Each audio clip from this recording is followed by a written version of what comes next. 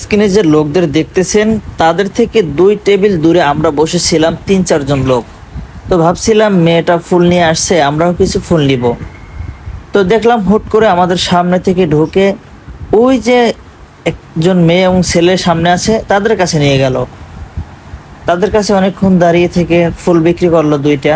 তো ভাবলাম যে মেয়েটা খুব অসহায়, ফুল বিক্রি করে খাচ্ছে, তো আমরাও কিছু ফুল নিব এবং ওকে টাকা দেব। দেখেন ভাই, ওরা জায়গা মতন ফুল বেছে এখান থেকে চলে যায়। আবার আসলো, ভাবলাম যে আসবে আমাদের দিকে মনে হয়। আবার ওই জায়গায় আসলো, আবার 2টা ফুল বিক্রি করলো। ফুল বিক্রি করার পর ওখান থেকেই চলে গেল, আর আমাদের কাছে আসলো না। এটাই তারা, যেখানে গেলে বিক্রি হবে সেখানেই এরা অ্যাটাক করে।